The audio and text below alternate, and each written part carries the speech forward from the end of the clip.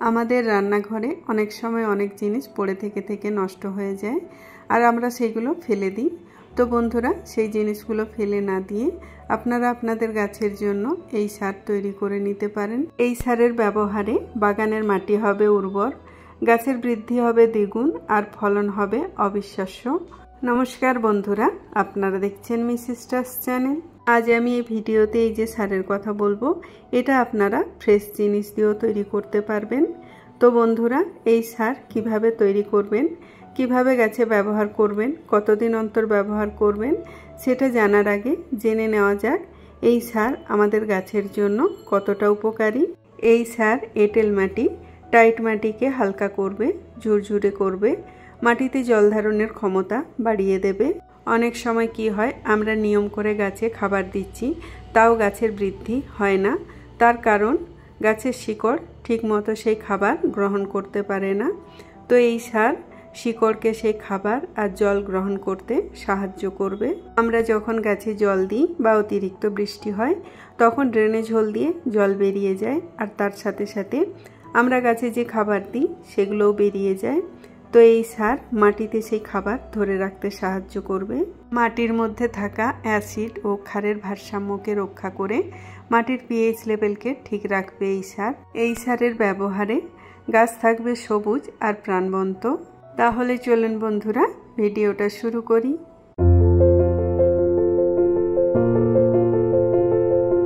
এই সার তৈরি করার জন্য আমাদের সবার প্রথমে যেটা প্রয়োজন সেটা হচ্ছে ঘুঁটে, কাউডাং কেক। আপনি যদি গ্রামে থাকেন তাহলে ঘুঁটে খুব সহজেই পেয়ে যাবেন, আর আপনি যদি শহরে থাকেন তাহলে আপনার আশেপাশে যদি কোনো গ্রাম থাকে সেখানে খোঁজ নিয়ে দেখতে পারেন, কিংবা আপনার বাড়িতে যদি কোনো গোয়ালা দুধ দিতে আসে তাকে বলে দেখতে পারেন। তাও যদি সম্ভব না হয় তাহলে আজকাল অনলাইনে সব কিছুই পাওয়া যায়, আপনি অনলাইনে নিয়ে নিতে পারেন।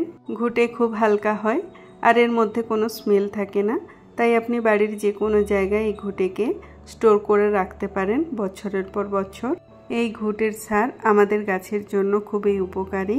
ঘুঁটের মধ্যে রয়েছে প্রচুর পরিমাণে নাইট্রোজেন। এছাড়াও গরমকালে এই ঘুঁটের সার আমাদের টবের মাটিকে ঠান্ডা রাখতে সাহায্য করে। মাটির পাত্রে যদি এই সার তৈরি করা হয় তাহলে সবচেয়ে ভালো হয়, তবে আমার কাছে কোনো মাটির পাত্র নেই, তাই আমি এই প্লাস্টিকের বালতিতেই এই সার তৈরি করছি। আমি এই বালতিতে 10 লিটার জল নিয়েছি, আর এই 10 লিটার জলের জন্য ঘুঁটে নিয়েছি 9 থেকে 10টা। এই ঘুঁটের সাইজ ছোট, তাই 9 থেকে 10টা নিয়েছি। আপনার ঘুঁটের সাইজ যদি বড় হয় তাহলে 5টা নিলেই হবে। আমি ঘুঁটেগুলো ছোট ছোট টুকরো করে জলের মধ্যে দিয়ে দিলাম, আপনি গোটাও দিতে পারেন। প্রথম অবস্থায় ঘুঁটেগুলো জলের ওপরে ভেসে থাকবে। ঘুঁটেগুলো যখন জলে খুব ভালোভাবে ভিজে যাবে তখন জলের তলায় চলে যাবে। 2 নাম্বার যেটা নিতে হবে সেটা হচ্ছে বেসন। এই যে ঘুঁটেগুলো যখন ফার্মেন্ট হবে তার মধ্যে যে সূক্ষ্ম জীবাণু আর ব্যাকটেরিয়া তৈরি হবে, এই বেসন হচ্ছে তার খাবার। এই বেসন তাদেরকে মাল্টিপ্লাই করতে সাহায্য করবে, আর এই জীবাণুগুলোই মাটিকে ভালো করবে, মাটিকে উর্বর করবে। আর সেই মাটিতে যে কোনো খাবার দিলে শিকড় সেই খাবার ঠিকমতো গ্রহণ করতে পারবে। 10 লিটার জলের জন্য বেসন নিতে হবে 100 থেকে 150 গ্রাম। 3 নাম্বার যেটা নিতে হবে সেটা হচ্ছে গুড়। গুড় হলো কার্বোহাইড্রেট আর খনিজ পদার্থের প্রাকৃতিক উৎস, যা মাটিকে উর্বর করে আর গাছকে হেলদি করে। গুড়ের মধ্যে থাকে অসংখ্য ব্যাকটেরিয়ার ফাঙ্গাস, যা কোনো অর্গানিক ম্যাটার মানে জৈব পদার্থকে সহজে ডিকম্পোজ করতে পারে। গাছের প্রধান খাদ্য উপাদান এনপিকে ছাড়া গুড়ের মধ্যে রয়েছে সবচেয়ে বেশি পরিমাণে কার্বন, ক্যালসিয়াম, ম্যাগনেসিয়াম আর সালফার। এছাড়াও এর মধ্যে আছে আয়রন, কপার, ম্যাঙ্গানিজ, সোডিয়াম আর জিঙ্ক। গুড় নিতে হবে 100 থেকে 150 গ্রাম। 4 নাম্বার যেটা নিতে হবে সেটা হচ্ছে টক দই। টক দইয়ের মধ্যে প্রচুর পরিমাণে calcium, potassium, magnesium, zinc, vitamin B2, vitamin B12 থাকে। টক দই নিতে হবে 100 গ্রাম। এবার সব কিছু ভালো করে মিশিয়ে নিতে হবে। তো এই যে 4টে জিনিস, ঘুঁটে, বেসন, গুড় আর টক দই দিয়ে তৈরি এই সার, এর কাজ কি আমি আগেই আপনাদের বলেছি। এটা গাছের জন্য কতটা গুরুত্বপূর্ণ, আর এই সার আপনি আপনার বাগানের সব ধরনের গাছেই ব্যবহার করতে পারবেন। এবার এটা ঢাকা দিয়ে, সেটা যে কোনো ঢাকা হতে পারে, তবে এয়ারটাইট যেন না হয়, যেন এর মধ্যে বাতাস চলাচল করে, কিংবা এই রকম একটা পাতলা সুতির কাপড় দিয়ে এটা ঢেকে 7 দিনের জন্য ছায়াতে রেখে দিতে হবে। আমরা যখন অন্যান্য সার তৈরি করি তখন প্রতিদিন 1 থেকে 2 বার লাঠি দিয়ে ভালো করে মিশিয়ে দিই, কিন্তু এর ক্ষেত্রে সেটা করার কোনো প্রয়োজন নেই। এইভাবে ঢাকা দিয়ে 7 দিন রেখে দিলেই সার তৈরি হয়ে যাবে। 7 দিন পর সার গাছে দেওয়ার জন্য রেডি। তো এটা আমরা সরাসরি গাছে ব্যবহার করব না, এটা খুব ঘন, তাই জল মিশিয়ে এটাকে একটু পাতলা করে তারপরে গাছে ব্যবহার করব। এটা সরাসরি গাছে ব্যবহার করলে গাছে ক্ষতি হয়ে যেতে পারে। আপনারা যদি এই সার গরমকালে তৈরি করেন তাহলে 7 দিনের জন্য রাখলেই হবে, আর যদি শীতকালে তৈরি করেন তাহলে কম করে 10 দিনের জন্য রাখতে হবে। এই সার আমরা দুরকমভাবে গাছে ব্যবহার করব, মাটিতে দেব আর গাছে স্প্রে করব।